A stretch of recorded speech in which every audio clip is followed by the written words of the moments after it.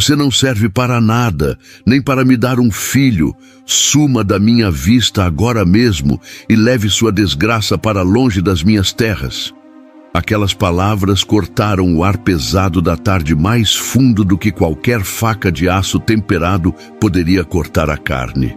O grito não veio de um estranho, mas da boca do homem a quem Amélia havia jurado lealdade diante do altar. O vizinho rico e arrogante da fazenda ao lado, Inácio. A chuva caía torrencialmente, daquelas chuvas de verão que transformam o chão de terra batida em um lamaçal traiçoeiro, onde cada passo é uma luta contra a gravidade e contra a própria dignidade.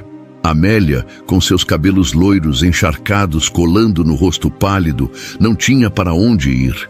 Ela estava de joelhos na lama, na divisa exata entre a propriedade de seu marido e a cerca de arame farpado que separava as terras do vizinho silencioso, Antônio. Ela não chorava. O choque era tão grande que as lágrimas pareciam ter secado dentro da alma, deixando apenas um vazio frio. Um buraco onde antes habitava a esperança de ser mãe, de ser esposa, de ser alguém. Inácio, alto e cruel, virou as costas, bateu a porta do casarão e a deixou ali entregue à tempestade, como se ela fosse um animal doente que não merecia nem o abrigo do celeiro. E foi nesse momento, quando o trovão estremeceu o chão e o mundo parecia ter acabado para aquela mulher, que a figura de um cavalo surgiu na neblina cinzenta. Não era um cavalo correndo, nem um animal assustado. Era um passo firme, ritmado. Em cima dele, um homem, Antônio. Ele parou o animal a poucos metros dela. Não disse uma palavra de imediato. Apenas desceu da sela, suas botas afundando no barro com a firmeza de quem conhece cada palmo daquela terra. Ele não olhou para a casa de Inácio. Seus olhos escuros, profundos e sérios focaram apenas na figura trêmula de Amélia. Ele tirou o próprio casaco de couro pesado e seco por dentro e o colocou sobre os ombros dela. O calor da peça foi o primeiro toque de humanidade que ela sentiu em anos. "Vamos", disse ele com a voz grave, mas baixa. Não era uma ordem, nem um convite. Era uma constatação. Ela não podia ficar ali. Antônio a ajudou a subir no cavalo, com um respeito que ela desconhecia, evitando tocar-lhe mais do que o necessário para garantir sua segurança. Ele segurou as rédeas e caminhou a pé, guiando o animal sob a chuva, levando-a para longe da cerca, para longe da rejeição, em direção à sua casa simples, de madeira envelhecida, onde a chaminé soltava uma fumaça branca que prometia o único luxo que importava naquela hora: calor. Mas antes de entrarmos nessa casa e descobrirmos o que o destino reserva para esses dois corações quebrados, meus amigos, a vida tem dessas coisas, não é? Às vezes, a gente é jogado na lama por quem deveria nos proteger. Se você está gostando dessa história, se sente que o mundo precisa de mais gente como o Antônio, já se inscreve aqui no canal Contos do Coração. Deixe seu like, isso ajuda a nossa mensagem de fé e esperança a chegar mais longe. E me conta aqui nos comentários, de qual lugar desse nosso Brasil imenso você está me ouvindo hoje? Quero saber quem está aqui comigo na beira desse fogão a lenha imaginário. Pois bem, a chuva continuava a castigar o telhado de zinco da varanda de Antônio, mas lá dentro o som era abafado pelas paredes grossas de madeira de peroba. A casa de Antônio era o espelho de sua alma, limpa, organizada, mas austera. Não havia enfeites desnecessários, não havia retratos de família nas paredes, apenas ferramentas bem cuidadas, uma mesa de madeira maciça e um fogão a lenha que estalava, espalhando um cheiro reconfortante de café fresco e madeira queimada. Antônio indicou uma cadeira próxima ao fogo. Amélia sentou-se ainda tremendo, as mãos agarradas ao casaco dele como se fosse uma boia em meio ao naufrágio. Seus cabelos loiros, agora escurecidos pela água, pingavam no chão de tábuas enceradas. Ela era uma mulher bonita, de uma beleza clássica e triste, com traços finos que a vida dura no campo não conseguiu apagar, mas que a tristeza profunda havia ofuscado. Vou buscar uma toalha seca e uma roupa limpa. Era da minha mãe. Deve servir, disse Antônio, desaparecendo por uma porta lateral. Amélia olhou ao redor. Aquele homem era um mistério para todos na região. Sabia-se que era trabalhador, que suas terras produziam bem, que pagava suas contas em dia e que nunca, jamais, era visto em festas ou na venda da vila jogando conversa fora. Diziam que ele carregava uma dor antiga, mas ninguém sabia qual. E agora, ali estava ela, a esposa rejeitada do vizinho rico, dentro da casa do homem mais solitário do município.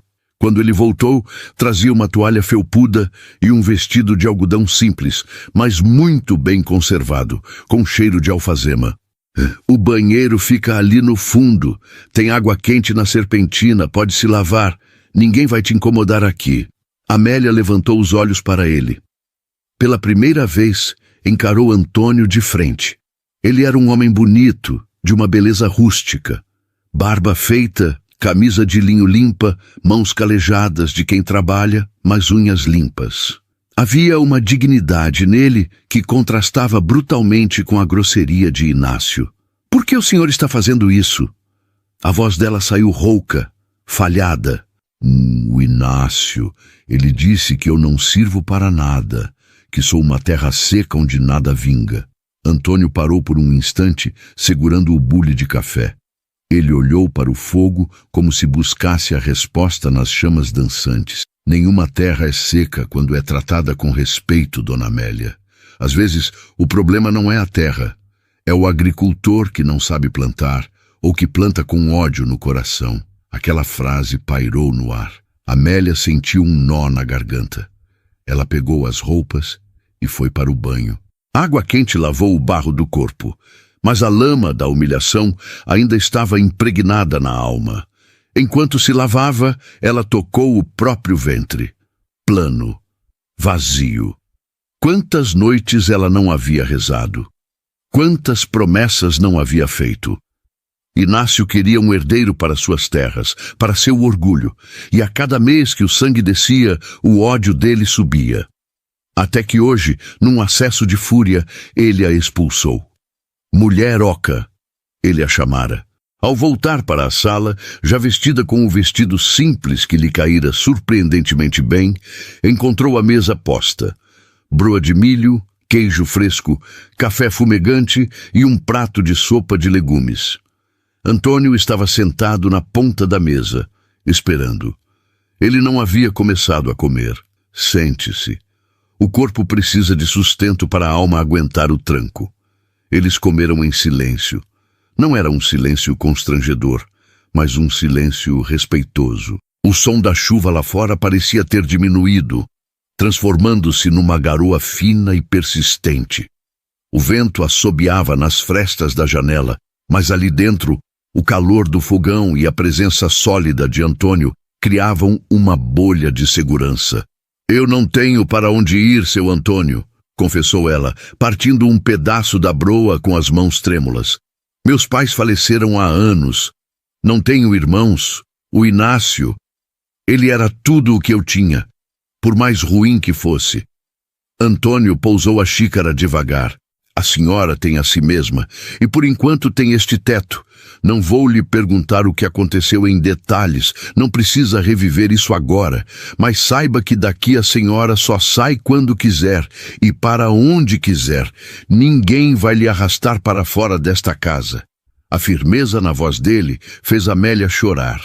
Não o choro contido de antes, mas um choro solto, de alívio, de dor, de tudo misturado. Ela escondeu o rosto nas mãos e soluçou.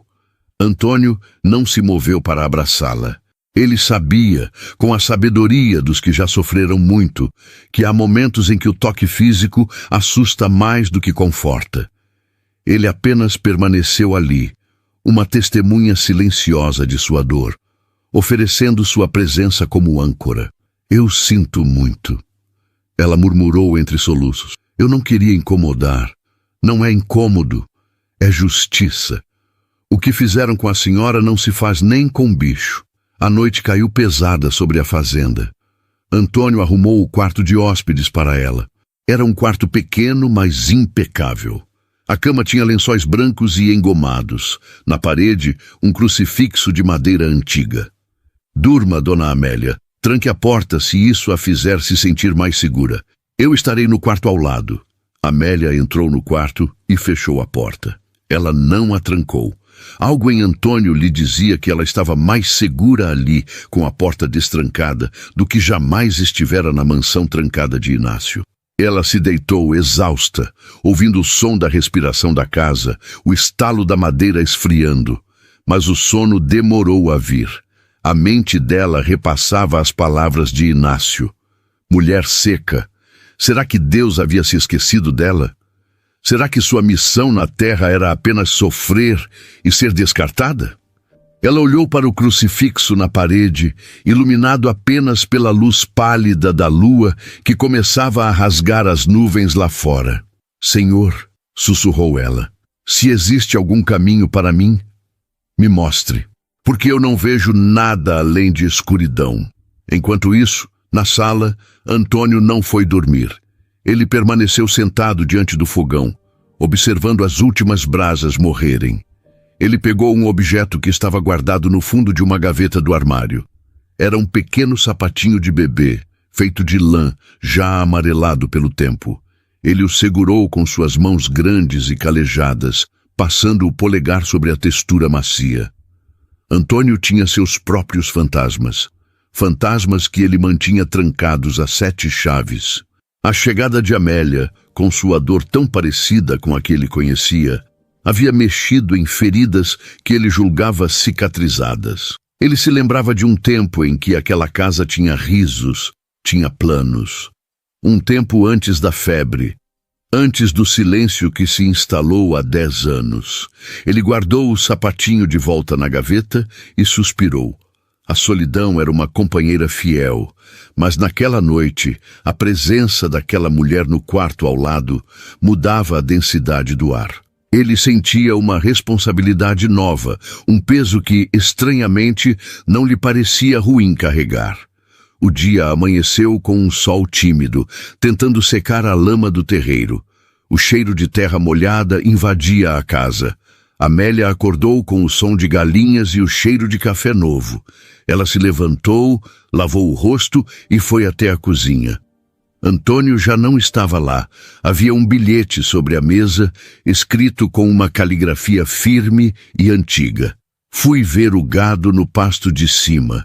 Tem leite fresco na leiteira e pão no forno. Sinta-se em casa. Ela sorriu, um sorriso fraco, mas verdadeiro. Pela primeira vez em anos, não havia ninguém gritando ordens, ninguém reclamando da demora, ninguém a olhando com desprezo. Ela tomou o café devagar, saboreando a paz. Depois, sentiu vontade de ser útil. Começou a arrumar a cozinha, lavou a louça, varreu o chão que já estava limpo. Ao sair na varanda, viu a vastidão das terras de Antônio. Eram terras bem cuidadas, verdes, vibrantes.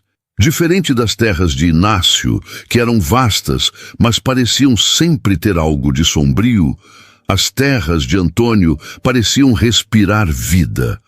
Ela viu um jardim lateral, meio abandonado, com roseiras antigas que precisavam de poda. Sem pensar muito, encontrou uma tesoura de poda pendurada na parede externa e começou a trabalhar. O trabalho manual lhe fazia bem. O sol aquecia suas costas. Ela se perdeu no tempo, cortando galhos secos, limpando as ervas daninhas.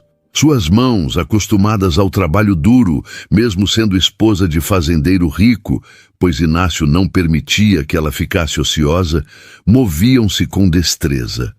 Foi quando ouviu o som de cascos batendo na estrada. O coração disparou. Será que Antônio estava voltando?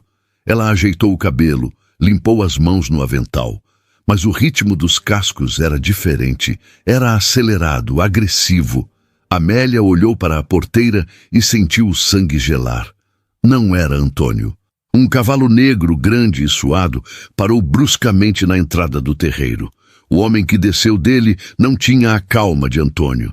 Tinha o rosto vermelho de raiva e as roupas finas sujas de barro da viagem. Era Inácio. Ele não estava ali por amor. Não estava ali por arrependimento. Seus olhos varreram a varanda até encontrarem Amélia junto às roseiras, segurando a tesoura de poda como se fosse uma arma defensiva. "Então é aqui que você veio se esconder?" Inácio gritou, caminhando em direção a ela com passos largos, ignorando completamente os limites da propriedade alheia. "Na casa do viúvo solitário, eu devia saber. Você não presta mesmo, Amélia. Mal saiu da minha cama e já está esquentando a de outro. Não dê mais nenhum passo, Inácio!" Amélia gritou, sua voz tremendo, mas mais firme do que ela esperava. "Você me expulsou. Eu não sou mais sua esposa. Não aqui. Você é minha esposa até que eu diga o contrário, ou até que a morte nos separe."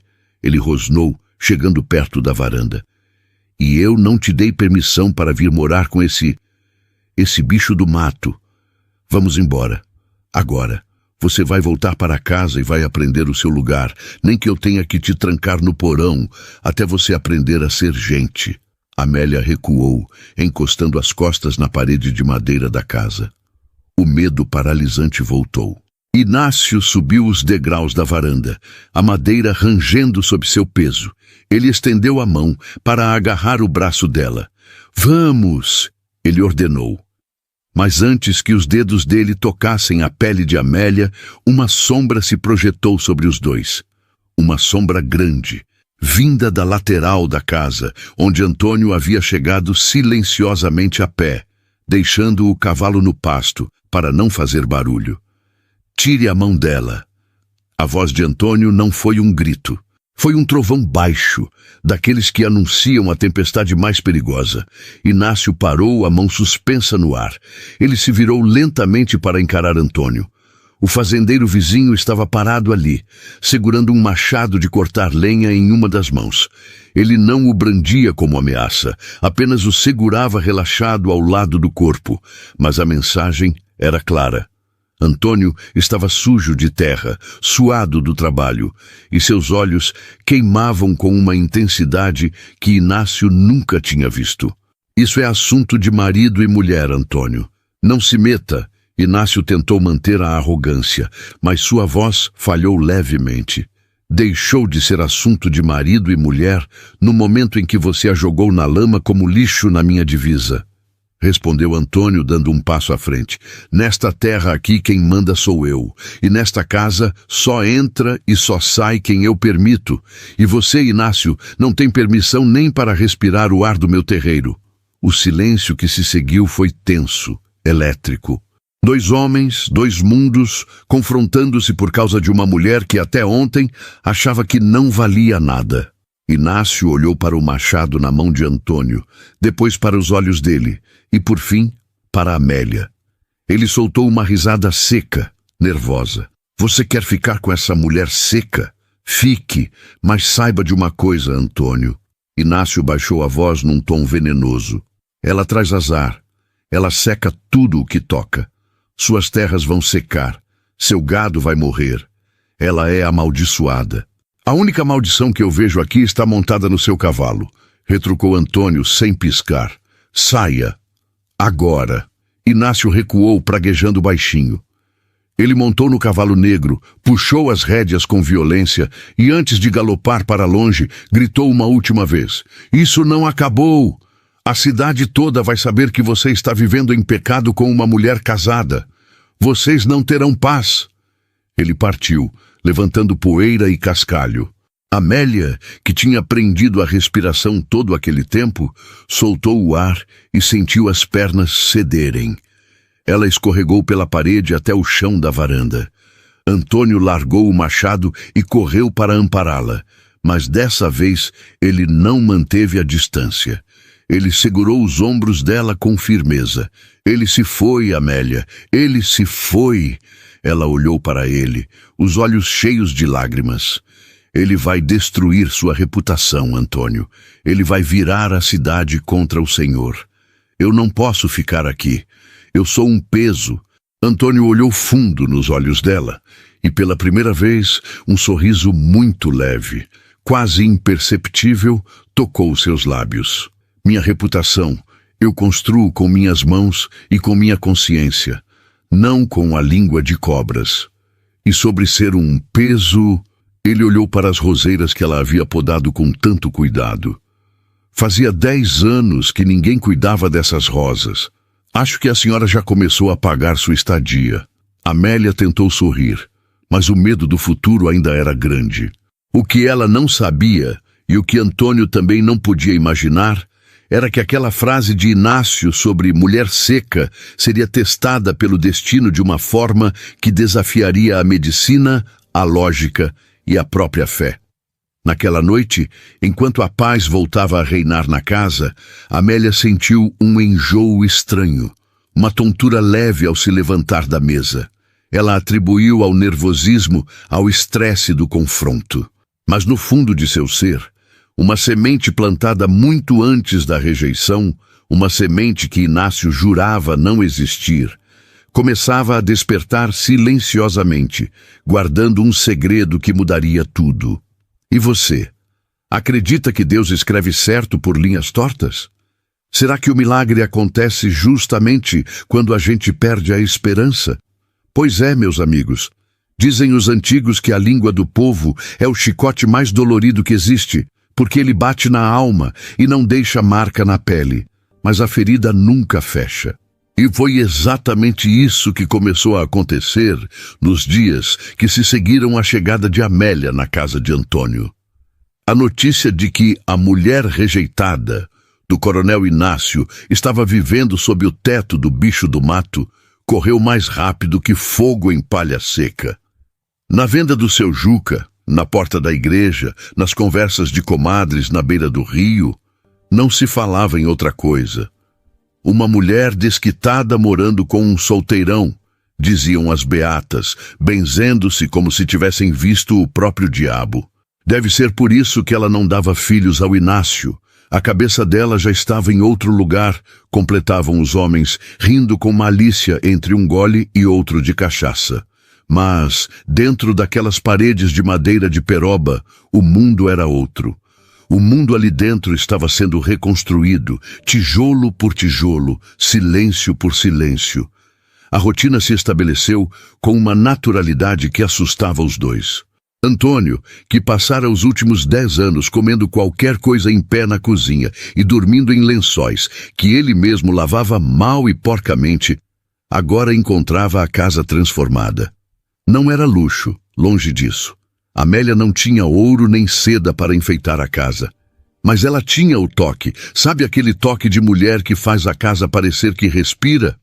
Pois é, as janelas, antes sempre fechadas para evitar a poeira, agora ficavam abertas nas horas certas, deixando o sol da manhã entrar e matar o mofo das lembranças tristes. Havia flores do campo em copos de vidro sobre a mesa. O cheiro de pão assando recebia Antônio quando ele voltava do curral no meio da manhã. E Amélia, Amélia florescia, mesmo que ainda carregasse a sombra do medo nos olhos. Aquele enjoo que ela sentira na primeira noite continuava a visitá-la. De manhã cedo, quando o cheiro forte do café subia, o estômago dela revirava. Deve ser o nervoso, pensava ela, lavando o rosto com água fria da bacia. O corpo sente a mudança, o medo do Inácio, a vergonha.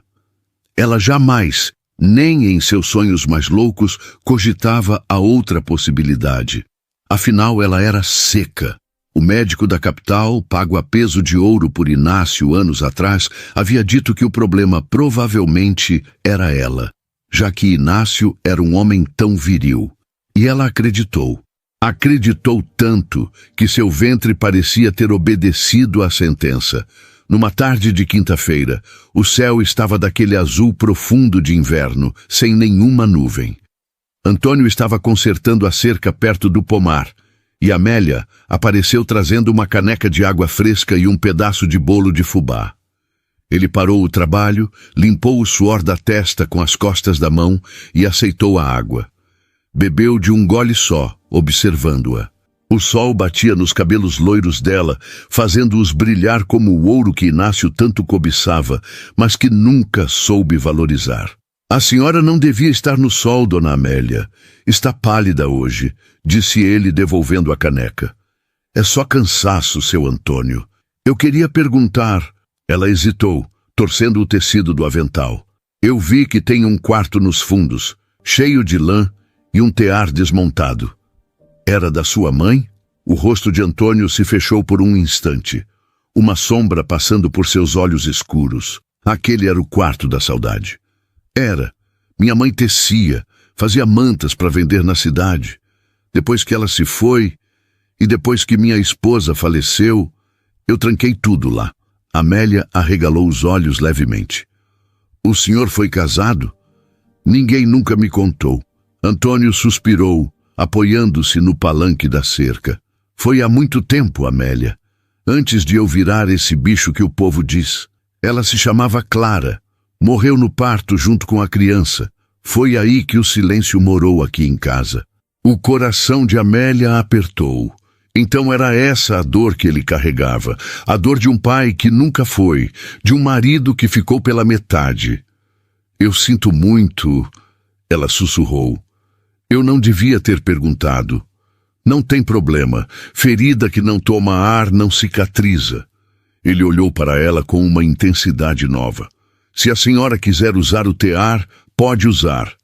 A lã deve estar velha, mas o tear é de jacarandá, dura para sempre. Eu gostaria. Minhas mãos pedem trabalho. Eu queria fazer algo para agradecer. O senhor me deu dignidade quando eu não tinha nada. A senhora me deu uma casa, Amélia. Antes, isso aqui era só um lugar para dormir. Agora é uma casa. Estamos quites. A troca de olhares entre eles durou 1 segundo a mais do que a decência da época permitia. E ambos desviaram o olhar, envergonhados pela intimidade que crescia sem permissão. Mas a paz daquele momento foi quebrada no dia seguinte, quando Antônio precisou ir à vila comprar mantimentos e arame. Ele selou o cavalo baio e partiu cedo. Amélia ficou com o coração na mão. Ela sabia que ele enfrentaria os olhares. Ao chegar na vila, Antônio sentiu o clima pesar. Ao amarrar o cavalo em frente à venda do Juca, as conversas na varanda cessaram. Homens que antes o cumprimentavam com um aceno de cabeça, agora desviavam o olhar ou cochichavam. Ele entrou na venda. O cheiro de fumo de rolo e bacalhau seco era forte.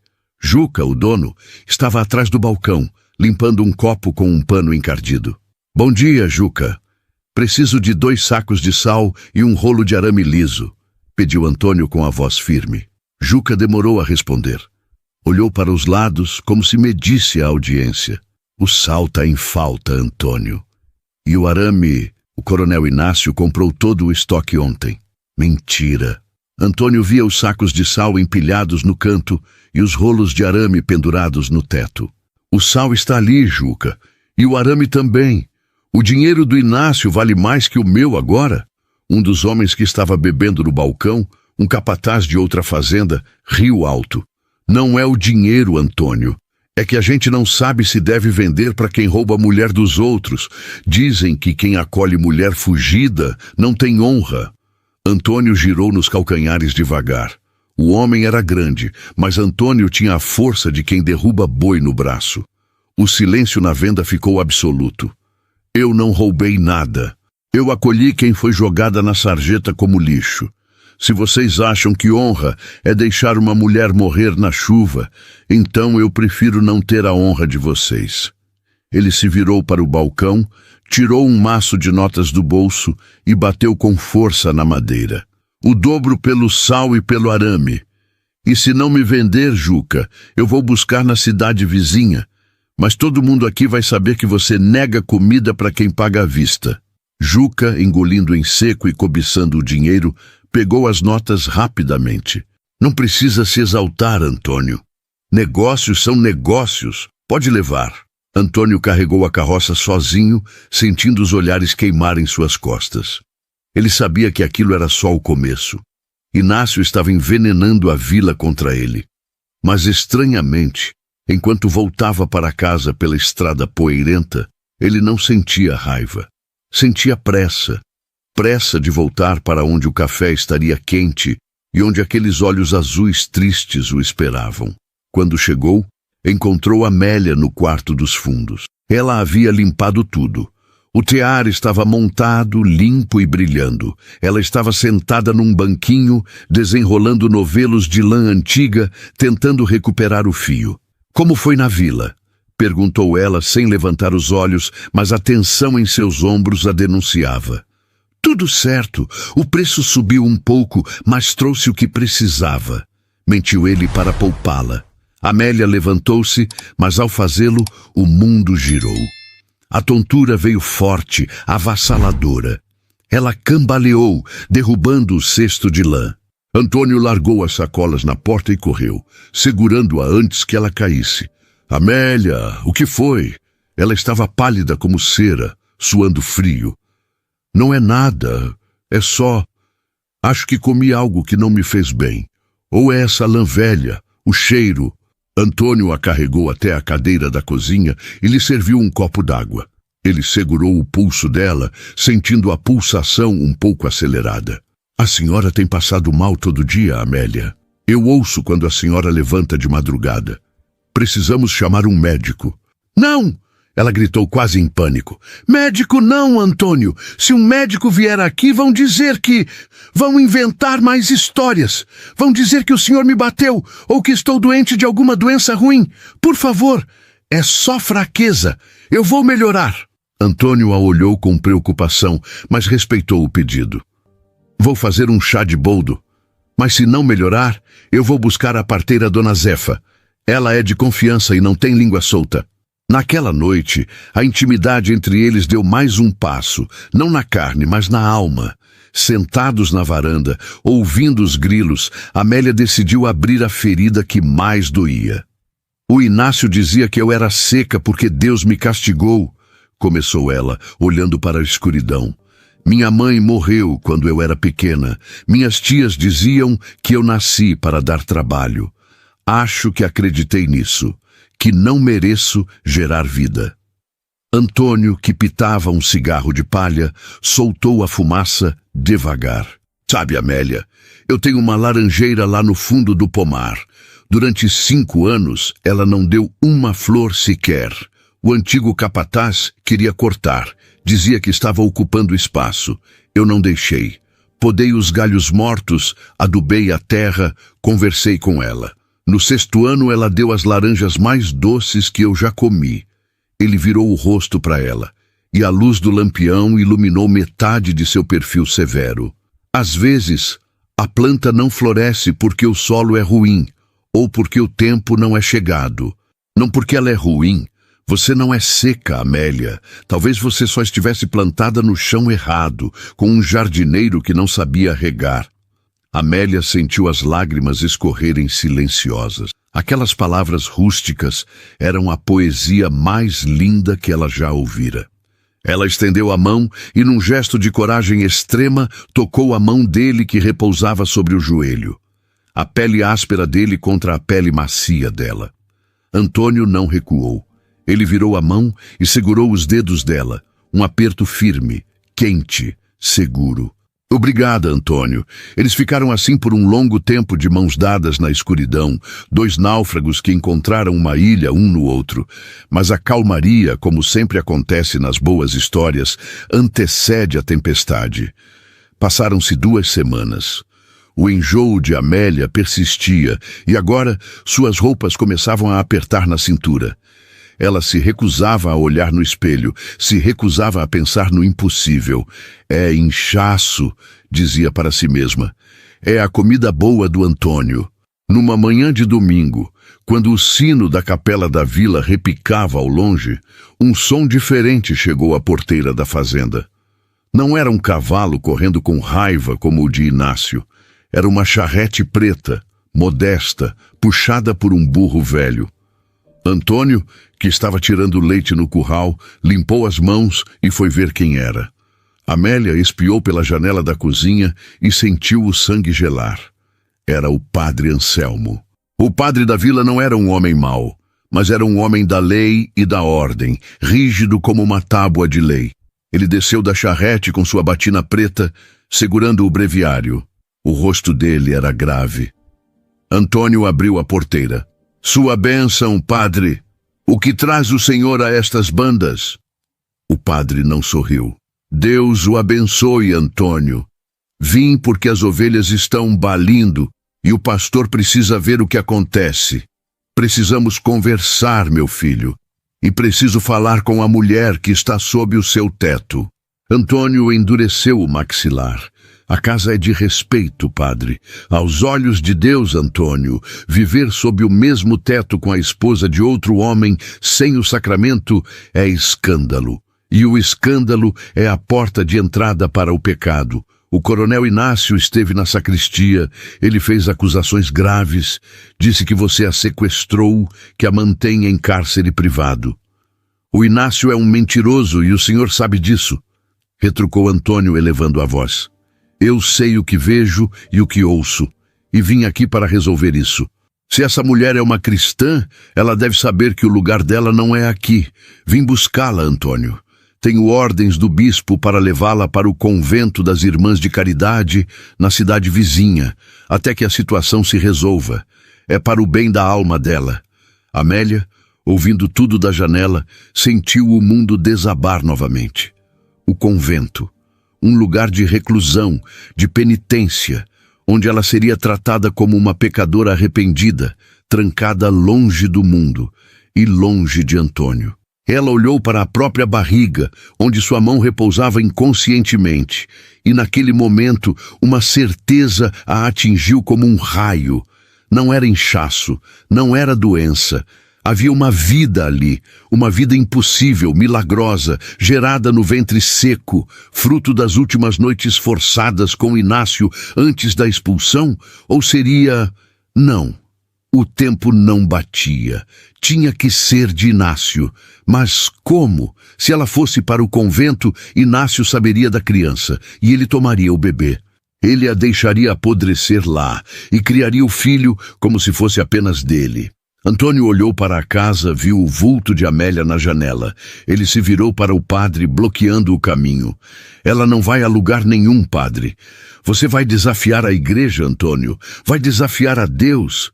Deus é amor e justiça, padre. O que o senhor propõe não é nenhum nem outro. É política dos homens. Se você não a entregar, Antônio... O padre deu um passo à frente, a voz baixa e ameaçadora. O Inácio virá com a polícia. Ele tem a lei do lado dele. Ele acusou você de rapto. O delegado está só esperando o meu sinal. Eu vim tentar evitar sangue. Mas se você insistir... O sangue estará nas suas mãos. Antônio olhou para a estrada vazia atrás do padre. Ele sabia que o padre falava a verdade. A lei dos homens estava com o marido, não importava o quão cruel ele fosse. Foi quando a porta da casa se abriu. Amélia saiu. Ela não estava tremendo como na noite da chuva. Ela estava pálida, sim, mas caminhava com a cabeça erguida. Ela desceu os degraus e parou ao lado de Antônio. Padre... disse ela com a voz clara. Eu não fui raptada, eu fui salva. Minha filha, disse o padre, suavizando o tom. Você está em pecado, volte comigo. O convento é um lugar de paz. Eu não posso ir, padre, disse ela, e sua mão foi instintivamente para o ventre. Antônio viu o gesto. O padre viu o gesto. Por que não? Perguntou o padre desconfiado. Amélia olhou para Antônio. E seus olhos azuis estavam cheios de um pedido mudo de socorro e de uma revelação aterrorizante. Porque eu não estou sozinha, padre, e o lugar desta criança é onde ela for amada. O silêncio que caiu sobre o terreiro foi absoluto. Antônio olhou para a barriga de Amélia, depois para os olhos dela. O choque o paralisou. Uma criança, o filho que Inácio tanto queria. Se Inácio soubesse... Ele viria com um exército. Você está grávida? O padre perguntou chocado. Do Inácio? Amélia abriu a boca para responder, mas Antônio foi mais rápido. Ele deu um passo à frente, colocando-se entre ela e o padre, assumindo uma postura que mudaria o destino de todos ali. O filho é meu, padre. A mentira saiu dos lábios de Antônio com a força de uma verdade absoluta. Amélia olhou para ele atônita. O padre recuou, escandalizado. Seu? Mas... Então o adultério é antigo. Vocês já pecavam antes. Pense o que quiser, disse Antônio, com o rosto de pedra. Mas nenhum homem, nem o Inácio, nem o delegado, e com todo respeito, nem o senhor, vai tirar a mãe do meu filho da minha casa. Agora, por favor, saia das minhas terras. O padre olhou para os dois com uma mistura de horror e pena. Ele fez o sinal da cruz no ar, como se exorcizasse o local. Que Deus tenha piedade de vocês quando a verdade vier à tona. O Inácio vai matar você, Antônio. O padre subiu na charrete e partiu. Antônio e Amélia ficaram parados no terreiro, o peso daquela mentira e daquela verdade, pairando sobre eles. Antônio virou-se para Amélia. É verdade? Você está esperando uma criança? Amélia assentiu, chorando. Eu não sabia, eu achava que era doença. Eu sou seca, Antônio, eu não podia. Deve ser do Inácio, tem que ser. Antônio segurou o rosto dela com as duas mãos. Escute bem, Amélia. Nunca mais diga que essa criança é do Inácio. Nunca mais. Da porteira para fora, e para quem perguntar, esse filho é meu. Você entendeu? É a única chance de vocês sobreviverem. Mas ele vai saber o tempo, as contas. Deixe que ele faça as contas. Eu tenho um machado e tenho esta terra. Ninguém toca em vocês. Mas enquanto Antônio prometia proteção, lá no alto da colina, um capataz de Inácio, escondido na mata, observava tudo com uma luneta. Ele viu o gesto de Amélia na barriga, viu a discussão e sorriu, montando em seu cavalo para levar a notícia ao patrão. A guerra estava apenas começando. E você, meu amigo ouvinte, o que faria no lugar do Antônio? Assumiria um filho que não é seu para salvar a mulher que aprendeu a admirar? Ou a verdade deve ser dita, custe o que custar? Pois é, meus amigos, dizem que a mentira tem perna curta, mas quando ela é dita para salvar uma vida inocente, será que Deus não dá um jeito de alongar o passo dela? Antônio havia dito ao padre, com a voz firme de quem jura sobre a Bíblia, que o filho era dele. Uma mentira necessária, um escudo forjado no calor do desespero para impedir que Amélia fosse arrastada para um convento, ou pior, devolvida às garras de quem a desprezava. Mas o problema das palavras ditas com tanta força é que elas criam raízes. E naquela casa, onde o silêncio antes reinava absoluto, a promessa daquela criança começou a mudar a cor dos dias. A semana que se seguiu à visita do padre foi de uma tensão silenciosa. Antônio sabia que o padre não guardaria segredo. A fofoca é o passatempo preferido de quem tem a vida vazia. E na vila, a notícia de que o bicho do mato engravidou a mulher do coronel correu como água em dia de enchente. Mas Antônio não se importava com a vila. Ele se importava com o que acontecia dentro daquelas 4 paredes. Amélia estava mudada. O medo ainda estava lá, claro, escondido no fundo dos olhos azuis sempre que ouvia um barulho na estrada. Mas havia algo novo, uma luz. A mão dela vivia pousada no ventre, num gesto de proteção e incredulidade. Ela, a mulher seca, a terra estéril, estava gerando vida. Numa tarde de chuva fina, Antônio entrou na oficina que ficava anexa ao celeiro. O cheiro de serragem e óleo de linhaça era forte ali. Ele escolheu uma madeira nobre, um cedro rosa que guardava há anos para uma ocasião especial. Sem dizer nada a Amélia, começou a trabalhar. O som da plena raspando a madeira, shh, shh, era música para os ouvidos dele. Ele estava fazendo um berço. Não um berço qualquer, mas um berço digno de um príncipe, com entalhes de folhas e pássaros. Amélia o encontrou ali, horas depois, com serragem nos cabelos grisalhos e o suor escorrendo pela testa. Ela parou na porta, observando as mãos grandes dele lixarem a madeira com uma delicadeza que parecia impossível para um homem daquele tamanho. Seu Antônio, Ela chamou baixinho. Ele parou, limpou as mãos no avental de couro e olhou para ela. Dona Amélia. Não vi a senhora chegar. Ela entrou na oficina, os olhos fixos na estrutura do berço que começava a tomar forma.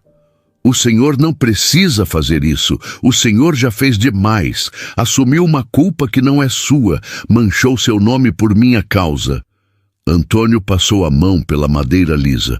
Nome é coisa que a gente limpa com atitude, Amélia. E sobre o berço... Bom, a criança vai precisar dormir em algum lugar. Não vou deixar um inocente dormir em caixote de feira. Amélia se aproximou e tocou a madeira. O cheiro do cedro era doce. O senhor fala como se fosse verdade, como se ele fosse seu. Antônio olhou fundo nos olhos dela, aquele olhar que despia a alma sem tirar a roupa. Pai é quem cria, Amélia. É quem protege da chuva e do sol. Quem ensina o caminho.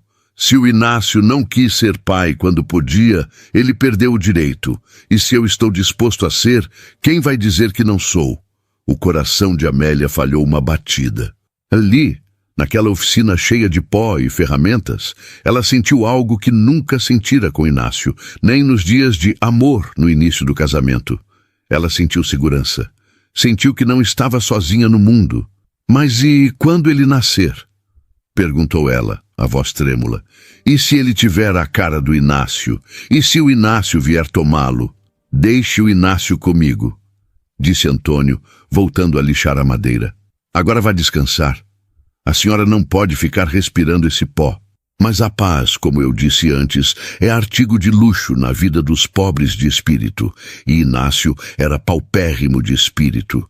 A retaliação não veio com tiros, nem com fogo. Veio com papel e tinta. 3 dias depois, uma carruagem oficial parou na porteira. Não era o padre dessa vez. Era o delegado da comarca, acompanhado de um homem de terno preto que segurava uma pasta de couro. O advogado de Inácio. E, claro, o próprio Inácio, montado em seu cavalo negro, com um sorriso vitorioso no rosto. Antônio saiu para a varanda, secando as mãos num pano. Amélia ficou na porta, pálida, segurando o batente com força. Delegado, cumprimentou Antônio seco. A que devo a honra? O delegado, um homem gordo e suado que devia muitos favores políticos a Inácio, pigarreou, desconfortável. Antônio, temos uma denúncia formal aqui. O coronel Inácio alega que você está mantendo a esposa dele em cárcere privado e, pior, que está vivendo em concubinato público, o que é crime contra a moral e os bons costumes. Ela não está em cárcere, respondeu Antônio calmo. A porta está aberta. Ela sai quando quiser. Pergunte a ela. O advogado de terno preto deu um passo à frente, ajustando os óculos. A questão, senhor Antônio, é mais complexa. O coronel foi informado de que a senhora Amélia está grávida e que o senhor, publicamente, assumiu a paternidade perante uma autoridade eclesiástica. Assumi, confirmou Antônio, e repito aqui, o filho é meu. Inácio soltou uma gargalhada alta, cruel, que fez os pássaros voarem das árvores. Seu? Você é uma piada, Antônio. Inácio desceu do cavalo e caminhou até a cerca, ficando cara a cara com o rival. Essa mulher viveu comigo 10 anos. 10 anos. E nunca pegou barriga. Aí ela passa 2 semanas na sua casa e aparece grávida. Você acha que somos idiotas? Milagres acontecem, disse Antônio sem se abalar. Milagres? Inácio zombou. Isso não é milagre, isso é roubo. Se essa criança existe, ela foi feita na minha cama, sob o meu teto. Ela é minha propriedade, assim como a mãe dela é minha esposa perante a lei. O advogado abriu a pasta e tirou um papel.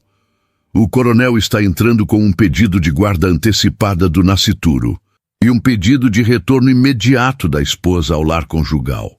Se o senhor resistir, Antônio, será preso por sequestro e alienação. Amélia sentiu as pernas fraquejarem. Voltar para Inácio? Agora grávida? Ele faria da vida dela um inferno. Ele tomaria o bebê assim que nascesse e a trancaria num quarto escuro para sempre. Eu não volto! Gritou Amélia, descendo os degraus da varanda, surpreendendo a todos. Eu prefiro morrer a voltar para aquela casa. Ele me expulsou, ele me jogou na lama.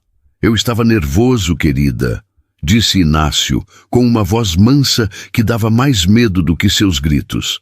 Maridos e mulheres brigam, mas o lugar da esposa é ao lado do marido, ainda mais agora que vamos ter um herdeiro. O filho não é seu, gritou ela desesperada. Inácio fechou a cara. O sorriso sumiu. Se não é meu, então você é uma adúltera, confessa. E o destino de adúlteras, minha cara Amélia, é a cadeia ou o hospício. Você escolhe. Volta para casa como esposa perdoada, ou vai para a cadeia como prostituta, e seu filho nascerá atrás das grades e será entregue à roda dos expostos. A crueldade da escolha era palpável. Antônio sentiu o sangue ferver.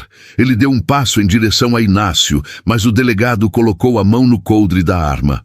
Calma, Antônio. Não piore as coisas. Antônio parou. Ele olhou para Amélia, que chorava copiosamente. Ele sabia que a força bruta não resolveria aquilo. Eles precisavam de tempo. Vocês querem lei, disse Antônio, a voz rouca de ódio contido. Então vamos seguir a lei. A Amélia não sai daqui hoje. Ela está grávida e em estado delicado. O médico da vila vai atestar que ela não pode ser movida sob risco de perder a criança. Se vocês a forçarem e ela abortar, eu processo o coronel, o delegado e esse advogado de porta de cadeia por assassinato. O advogado hesitou. O delegado também. Ninguém queria ser responsável pela morte de um bebê, ainda mais um possível herdeiro de coronel. Ele tem um ponto, coronel, sussurrou o advogado para Inácio. Se ela perder a criança no trajeto, a opinião pública vira contra o senhor. Inácio bufou, contrariado. Ele olhou para Antônio com um ódio mortal. Muito bem, ela fica, por enquanto, até a criança nascer. Mas saiba de uma coisa, Antônio. Inácio se aproximou da cerca novamente, baixando a voz para que só Antônio e Amélia ouvissem. Você acha que está protegendo ela? Você acha que é o herói? Inácio virou os olhos para Amélia.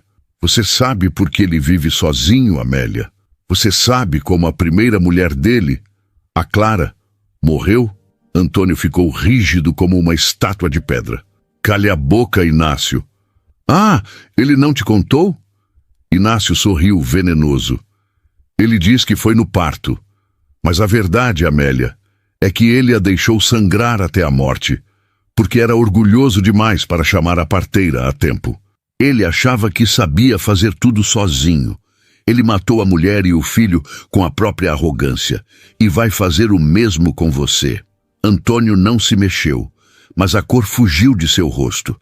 Era uma distorção vil da verdade, uma mentira plantada sobre uma tragédia, mas o efeito foi devastador. Amélia olhou para Antônio. Ela viu a dor nos olhos dele, o choque. E por um segundo, a dúvida se instalou.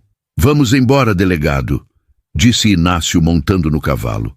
Voltaremos quando o bastardo nascer. E Antônio, aproveite os dias. Eles estão contados. A comitiva partiu, deixando para trás uma nuvem de poeira e um silêncio pesado, sufocante. Antônio permaneceu parado no terreiro, olhando para o nada. As palavras de Inácio ecoavam no ar. Ele sentia o olhar de Amélia queimando suas costas. Ele sabia que precisava se virar, precisava explicar, mas a vergonha daquela tragédia antiga, mesmo não sendo culpa dele da forma como Inácio pintou, o paralisava. Amélia caminhou até ele. Antônio! A voz dela era um fio. Ele se virou lentamente. Ele parecia ter envelhecido 10 anos em 10 minutos. Não foi assim, Amélia. Não foi assim. Então como foi? Perguntou ela. O senhor nunca fala dela. O senhor trancou o quarto. O senhor tem medo de mim? De que aconteça de novo? Eu tenho medo de falhar, confessou ele, e uma lágrima solitária, pesada, escorreu por seu rosto curtido. A Clara... Tivemos uma nevasca naquele ano, coisa rara. A estrada fechou. Eu tentei ir buscar a parteira a pé, mas quando voltei, já era tarde. Eu não a deixei morrer por orgulho, Amélia. Eu a perdi porque fui fraco contra o tempo. Amélia olhou para aquele homem gigante, quebrado pela culpa de algo que não podia controlar. Ela viu a verdade nos olhos dele. Inácio queria plantar a discórdia, queria que ela tivesse medo de Antônio. Mas o que ela sentiu foi uma onda avassaladora de compaixão.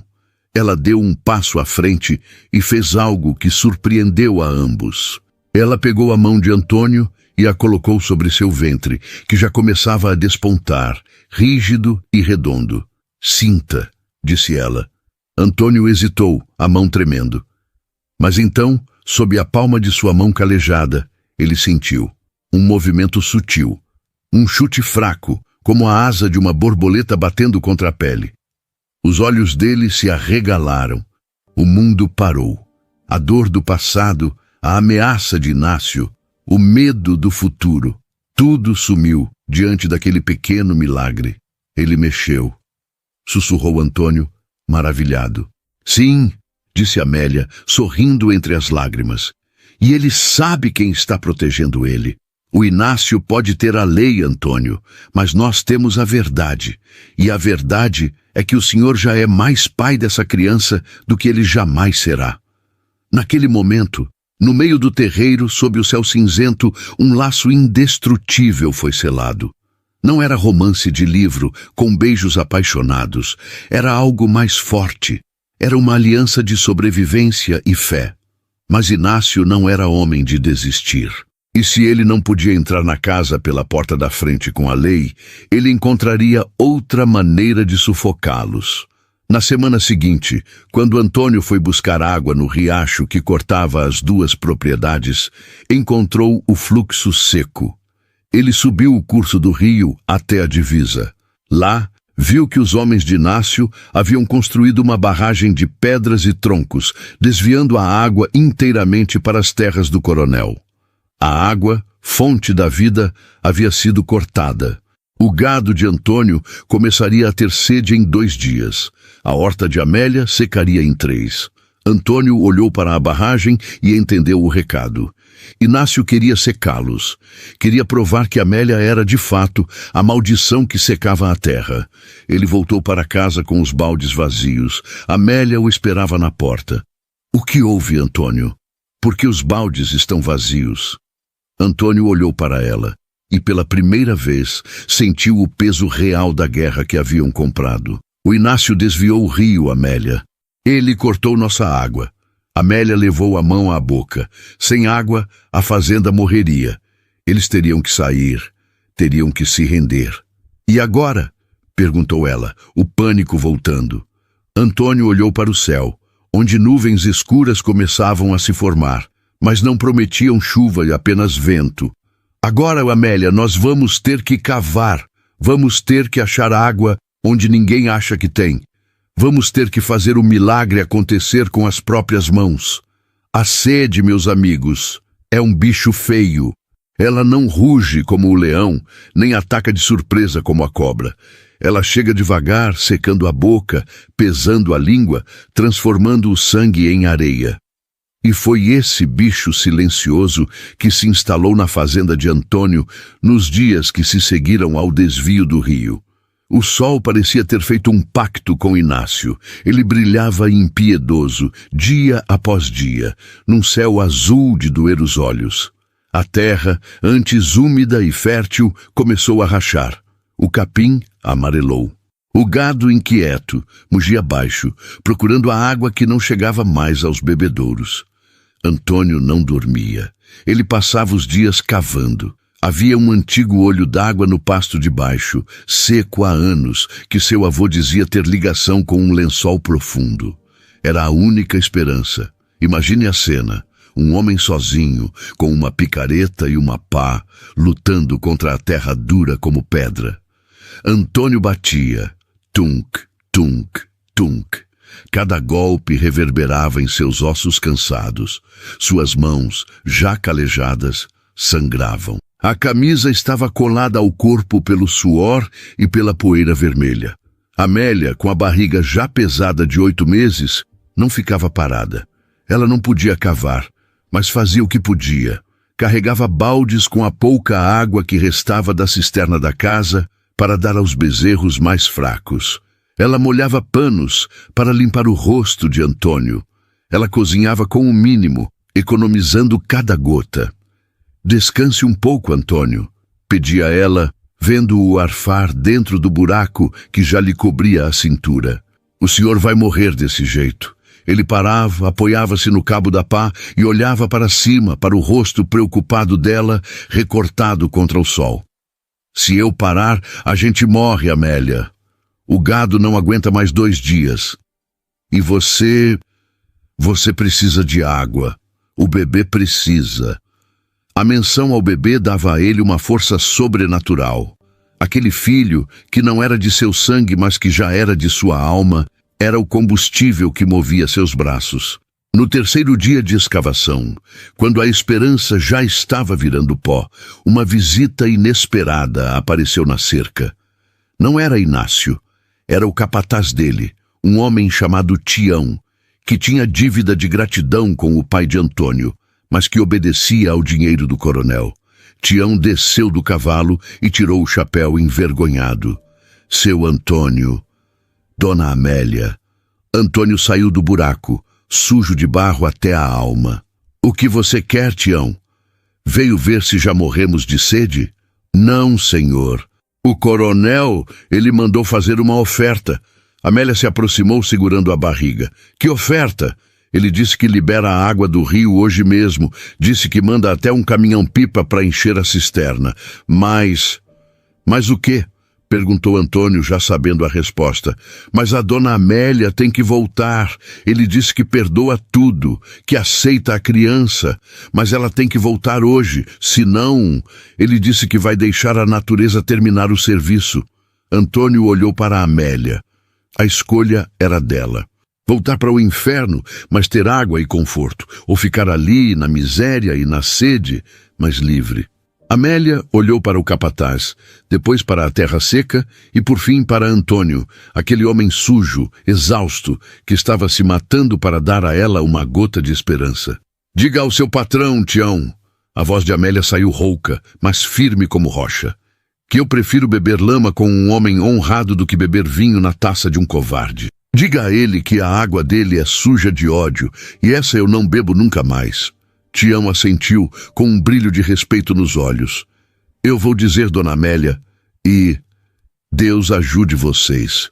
Porque o homem está virado no diabo. Tião partiu. Antônio olhou para Amélia, e naquele momento, no meio da poeira e do desespero, ele sorriu. Um sorriso de dentes brancos no rosto sujo. Você é teimosa, mulher. Aprendi com o senhor, respondeu ela, tentando sorrir também, embora a tontura da sede a fizesse vacilar. Antônio voltou para o buraco com uma fúria renovada. Ele cavou a tarde inteira. A noite caiu, e ele continuou cavando à luz de lampião. Tunk, tunk, tunk. De repente o som mudou. Não foi o som seco de metal contra a pedra. Foi um som mais fofo, um esploche abafado. Antônio parou. O coração disparou. Ele bateu de novo. A terra no fundo do buraco estava úmida. Ele se ajoelhou e começou a cavar com as mãos como um louco, jogando barro para trás. E então aconteceu. Um filete de água barrenta brotou do chão. Pequeno, tímido, mas constante. Antônio riu. Riu alto. Um som que parecia um choro. Água! Amélia! Água! Amélia correu para a beira do buraco, iluminando com o lampião. Lá embaixo, Antônio estava de joelhos na lama, lavando o rosto com aquela água suja e abençoada. Graças a Deus! Ela gritou, caindo de joelhos na terra. A água começou a subir rápido. O lençol era forte. Antônio teve que sair depressa para não ficar atolado. Em poucas horas, o buraco virou um poço cheio. Não era um rio, mas era o suficiente. Era vida. Eles passaram a madrugada carregando baldes, enchendo os bebedouros. O gado bebeu, mugindo de alívio. Eles beberam, filtrando a água num pano limpo.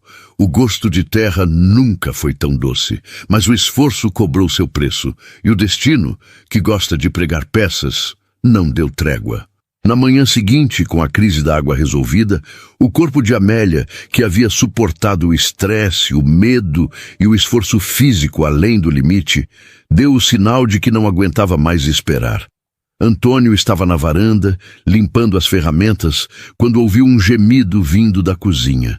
Não era um gemido de dor comum, era aquele som gutural, profundo, que só quem já ouviu uma mulher em trabalho de parto reconhece. Ele largou a pá e correu. Encontrou Amélia apoiada na mesa, o rosto contorcido, as pernas molhadas, não de água do poço, mas da bolsa que havia estourado. Antônio! Ela arfou, agarrando o braço dele com uma força surpreendente. Vai nascer. Agora.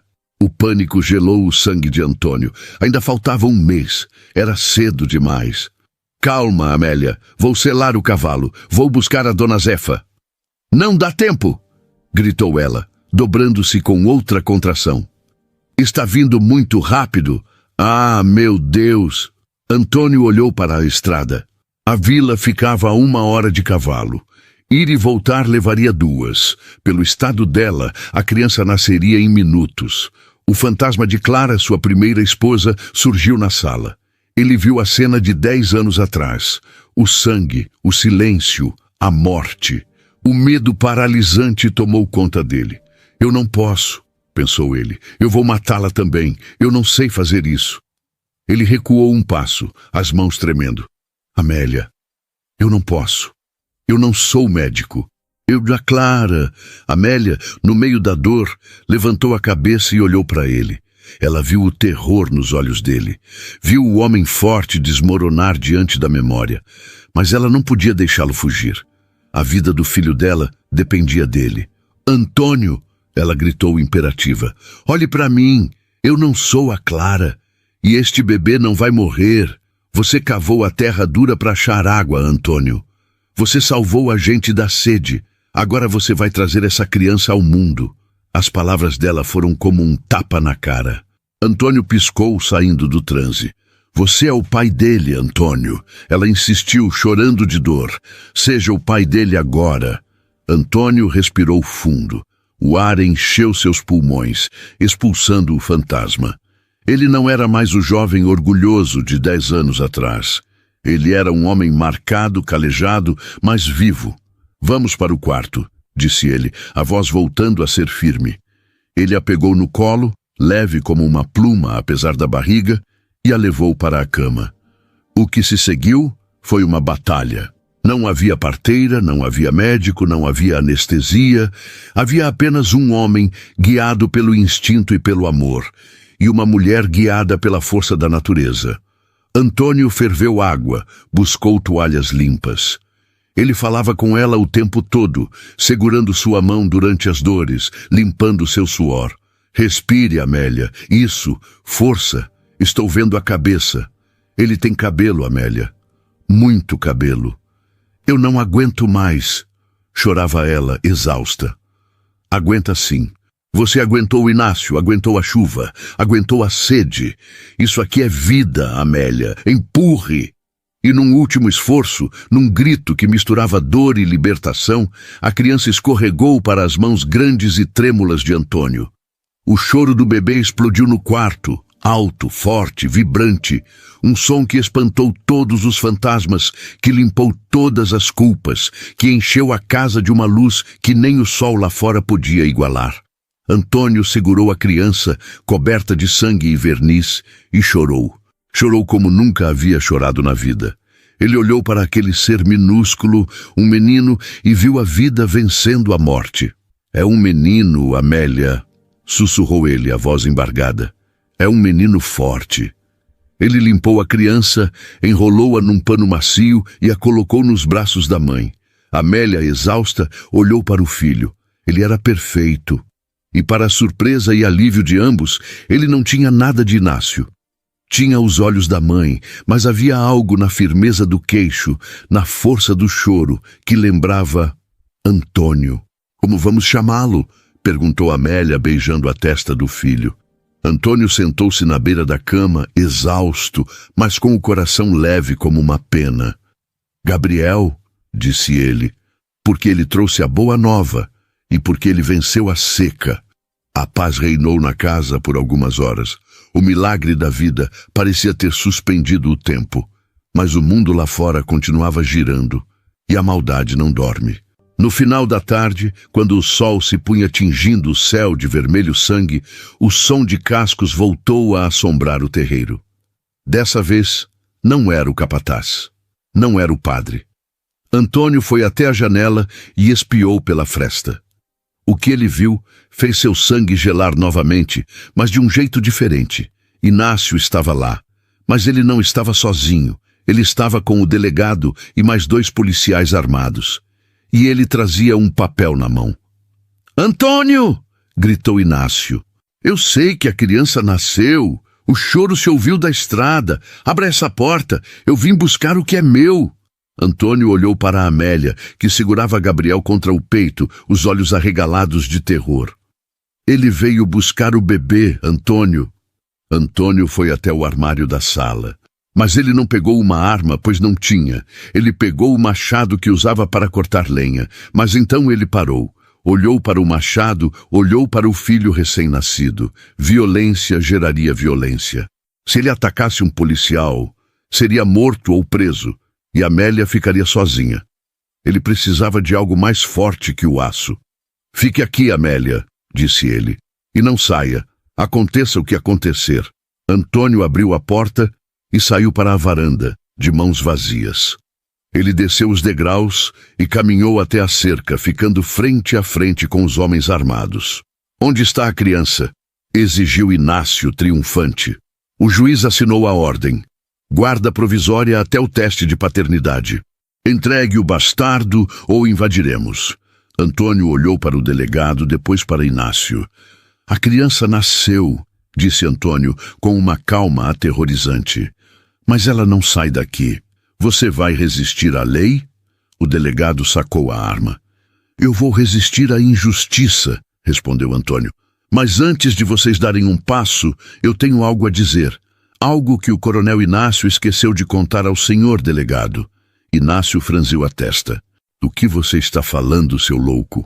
Antônio tirou do bolso um pequeno envelope amarelado. Era algo que ele guardava há anos, algo que Clara havia deixado. Não tinha relação direta com Inácio, mas Antônio sabia de um segredo antigo da família do coronel, um segredo sobre terras e heranças roubadas que seu pai havia lhe contado no leito de morte. Ele nunca usara aquilo. Achava sujo, mas agora era guerra.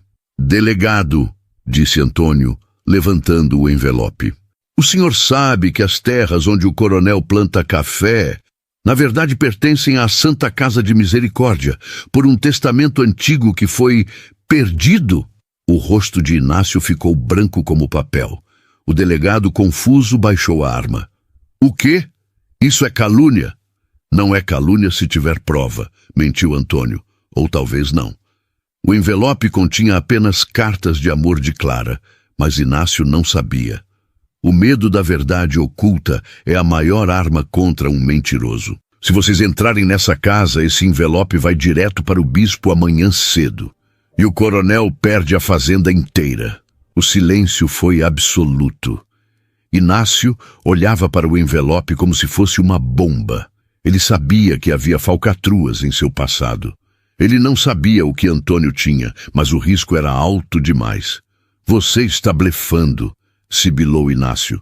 «Pague para ver», desafiou Antônio, sem piscar.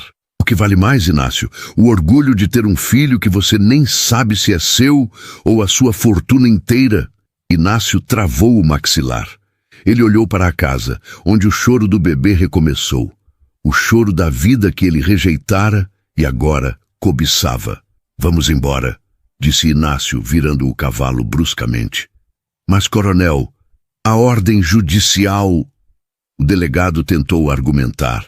«Eu disse vamos embora!» gritou Inácio com a voz trêmula de raiva e medo. Isso não acabou, Antônio. Guarde esse papel. Mas guarde bem, porque um dia eu volto para queimar tudo. Eles partiram. Antônio ficou ali, segurando as cartas de amor de sua falecida esposa como se fossem um escudo divino. Ele suspirou, sentindo as pernas tremerem. O blefe funcionou. Por hoje, ele voltou para dentro. Amélia o olhava, incrédula. O que foi aquilo? O que tem nesse envelope? Antônio sorriu, guardando as cartas no bolso. Apenas amor, Amélia. Apenas amor. O amor da Clara nos salvou hoje. Ele foi até a cama e beijou a testa de Amélia e a cabecinha de Gabriel. Agora descansem. A água voltou. O filho nasceu e o lobo foi embora. Mas enquanto a noite caía tranquila sobre a fazenda, Antônio sabia que o blefe não duraria para sempre. Inácio investigaria. E quando descobrisse que o envelope não tinha valor legal, a fúria seria incontrolável. Eles precisavam de um plano final, um plano para acabar com essa guerra de uma vez por todas. E a resposta viria de onde eles menos esperavam, da própria criança. O tempo, meus amigos, é o senhor da razão. Ele não corre, ele caminha. E enquanto caminha, ele vai desatando os nós que a gente, na pressa e no desespero, apertou demais. Os meses que se seguiram ao nascimento de Gabriel foram de uma paz vigiada. Inácio não voltou imediatamente. O medo daquele envelope, que continha apenas cartas de amor de uma mulher morta, mas que na cabeça do coronel guardava a ruína de seu império, o manteve longe. E nesse silêncio, a vida na fazenda de Antônio floresceu. Gabriel crescia forte, mamando o leite de uma mãe que diziam ser seca, mas que agora transbordava vida.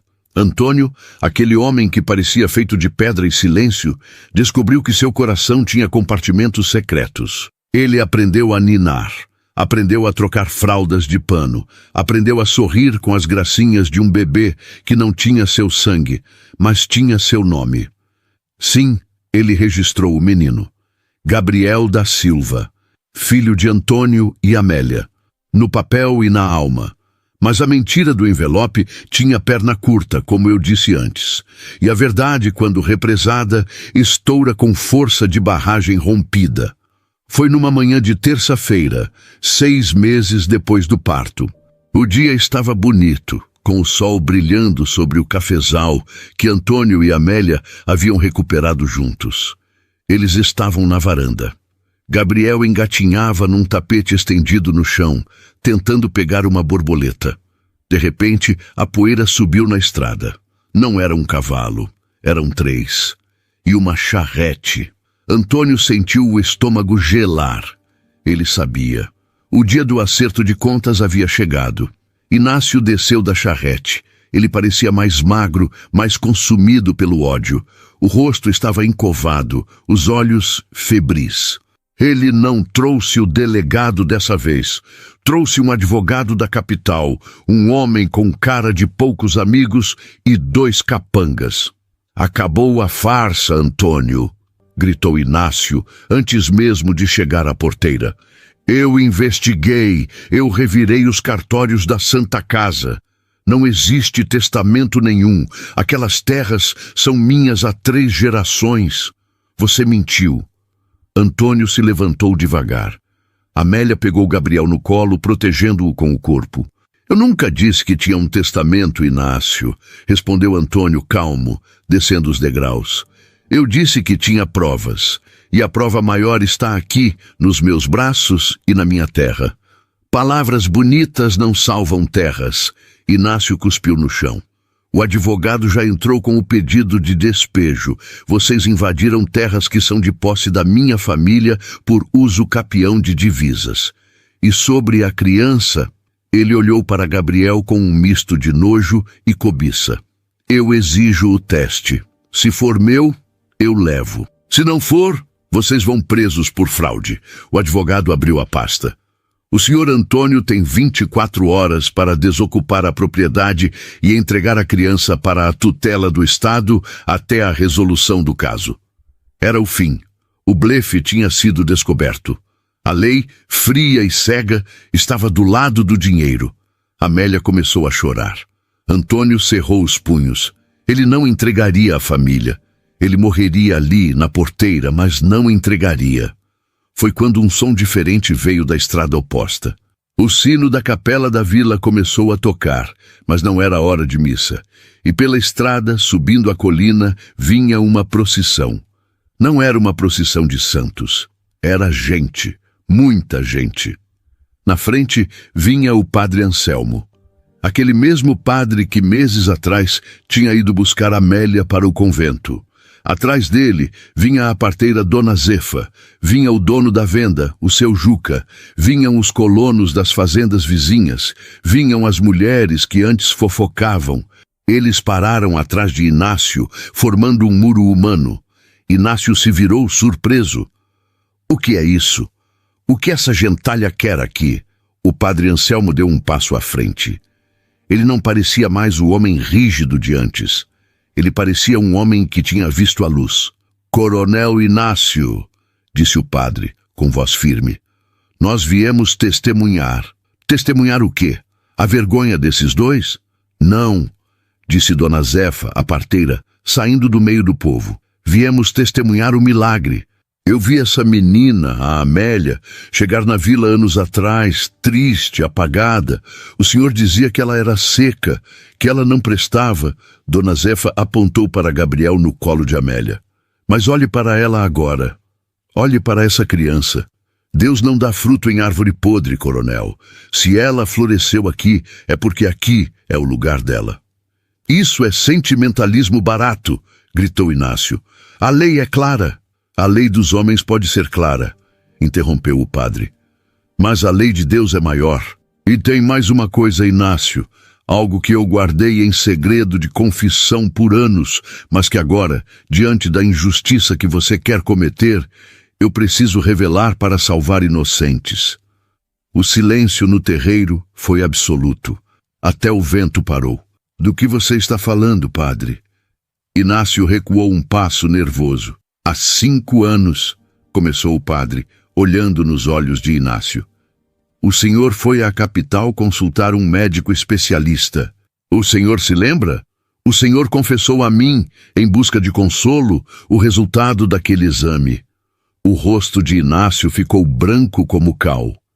Cale a boca, padre. Isso é segredo. O segredo protege o pecador arrependido, não o tirano que usa a mentira para destruir vidas, trovejou o padre. O médico disse que o senhor é estéril, Inácio, que o senhor nunca poderia ter filhos. O senhor sabia disso. E mesmo assim, culpou a dona Amélia por anos, chamou-a de seca, humilhou-a, expulsou-a. O senhor sabia que a falha era sua. Um murmúrio de choque correu pela multidão. Estéril? Então a culpa era dele? Que homem ruim! Amélia olhou para Inácio atônita. Você sabia? Sussurrou ela. Você sabia que não era eu? E me deixou acreditar que eu era amaldiçoada? Inácio estava encurralado. Sua maior vergonha, sua maior fraqueza, exposta diante de todos os seus subordinados. O advogado fechou a pasta constrangido. Os capangas baixaram a cabeça. Isso prova! Gritou Inácio desesperado, tentando virar o jogo. Isso prova que o filho não é meu! Então é um bastardo! Ela é uma adúltera!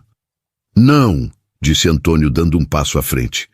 Sua voz era calma, mas tinha o peso de uma montanha. Isso prova que ela encontrou um homem que a fez florescer. E prova que você, Inácio, é seco.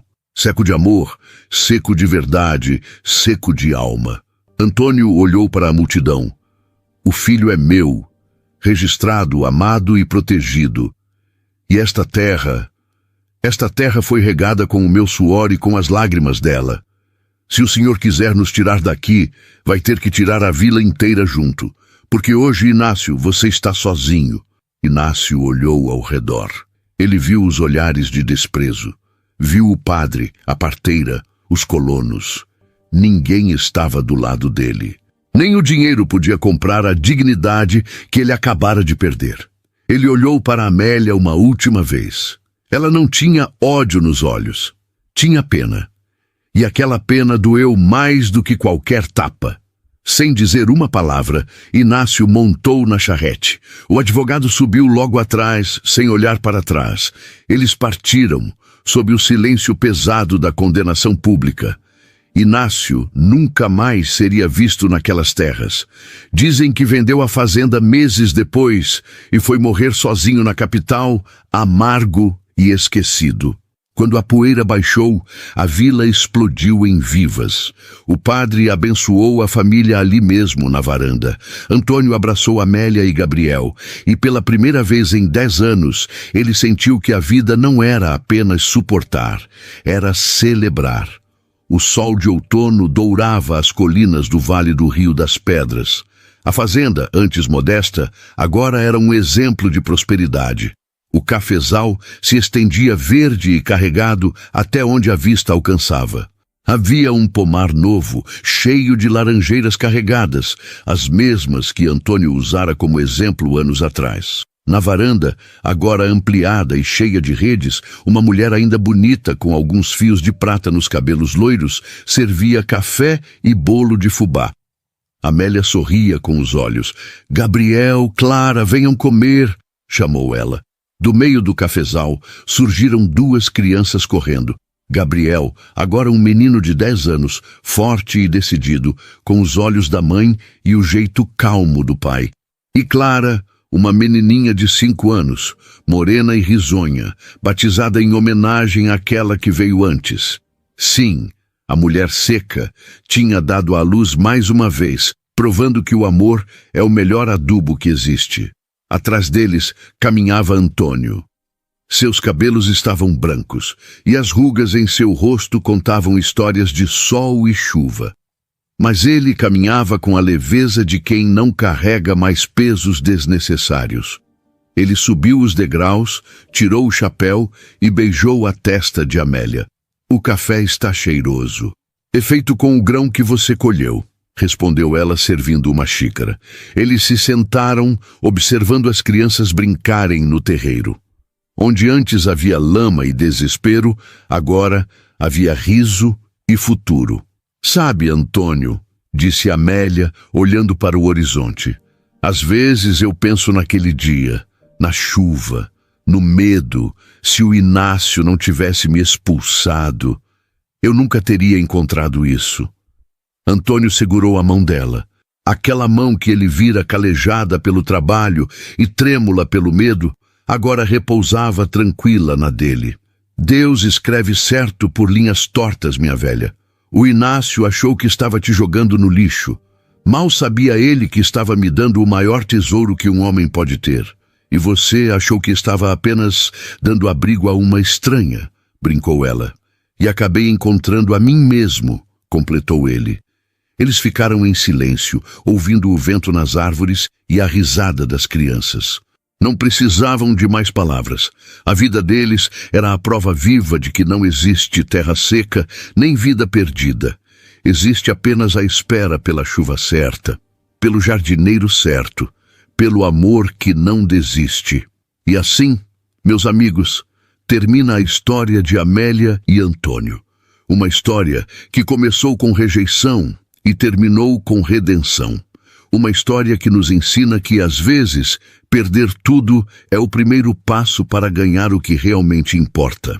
E você, o que achou desse final? Acredita que o amor pode curar até as feridas mais profundas da alma? Se essa história tocou seu coração, não se esqueça de se inscrever no canal Contos do Coração, deixar seu like e compartilhar com quem precisa de uma palavra de esperança. Fiquem com Deus e até a próxima história, aqui, ao pé do nosso fogão.